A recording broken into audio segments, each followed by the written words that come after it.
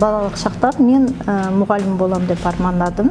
Бүгінгі күні сол арманым орындалып, 38 жыл ұстаз болып жұмыс істеп жатырмын. Менің ұстаздық жолым Павлодар облысы Лебяжі ауданындағы ауыл мектебінде басталды.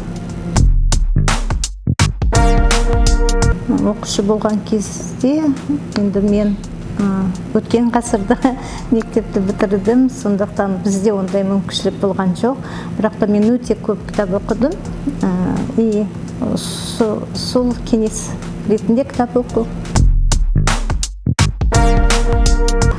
Ол Абайдың қара сөздері, Мұхтар Әуезовтың Абай жолы, содан кейін Бауыржан Момышұлының Ұшқан ұя деген кітаптарды оқуға ұсыныс беріп отырмын.